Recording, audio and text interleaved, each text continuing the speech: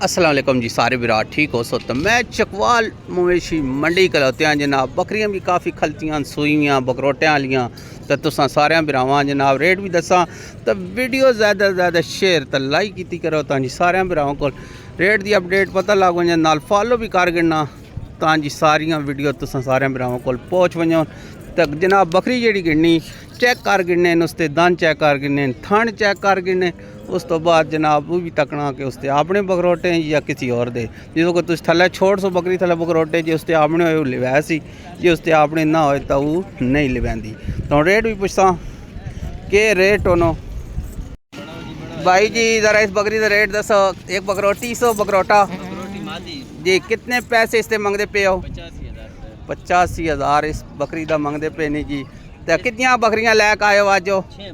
6 बकरियां जनाब आनियां ने ना भाई रोआ तो इसका भी रेट पूछने इसका 85,000 हो इस थल्ला बकरा जनाब हो तो बकरी जनाब सुन तो कहते पे हाँ तो ये जड़े इन्हें ना थल्ला बच्चे को नहीं बकरियां थल्ला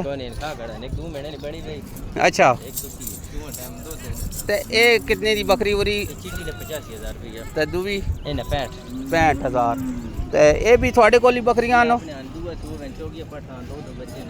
दो बच्चे ने जनाब उससे 2 बच्चे नो जी इन 2 बच्चे ने इस बकरी दे इससे भी है 2 बच्चे नो। ये कितने पैसे?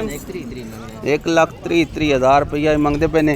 तो भाई जी अपना नंबर भी दो कुछ थोड़ा बंदा रब्ता करना चाहता हुआ बकरी लेना चाहता हुआ 0310 50 69 766 की नाम है उस्मान। तुसी भाई जी रब्ता कर सकते हो उन्होंने नाल बकरी जनाब तुसी कोई ख़रीदना चाहते हो तो और भी अगर बकरियां दे रेट सुन तो कहने एक है बकरी जनाब खलती ने इस साल 2 बच्चे ने इसका भी रेट पूछने के है।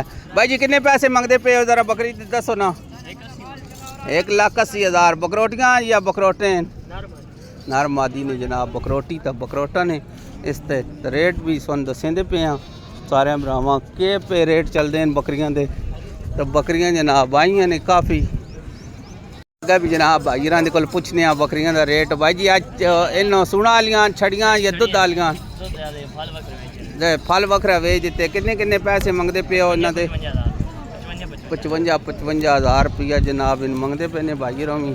यह बकरियां जनाब सुन तका दित्तियां तो यह जनाब 2 बकरोटियां वाली बकरी आई। भाई किन्ने पैसे मंगते पे हो? लाख रुपया बकरोटी बकरोटा वै 2 बकरोटे ने जनाब इस बकरी दे। तो केड़ी जगह तो आई गिन कांदी ने?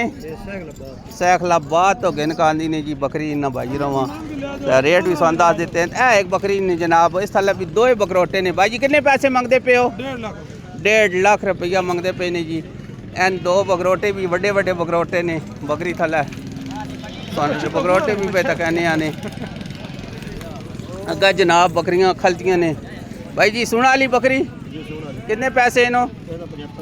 75,000 रुपया। तो ये जड़ी बकरी पर बकरोटे वाली इससे कितने पैसे? इसका 65,000 रुपया नहीं जनाब।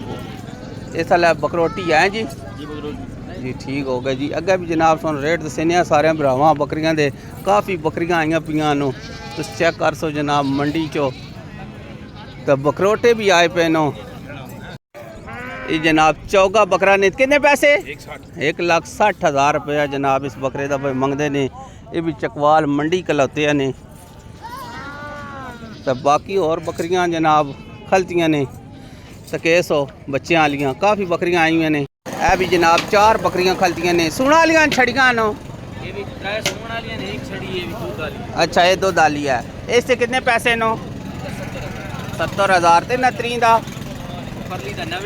अच्छा 70,000 जनाब मुख्तलिफ रेट ने सूना वालियां ने बकरियां तो जनाब सुन सारे भरावां रेट पे दसने चकवाल मंडी दे के पे रेट चलते नो। तैर इमरान ने चकवाल मवेशी मंडी तो इजाज़त दो जी अल्लाह।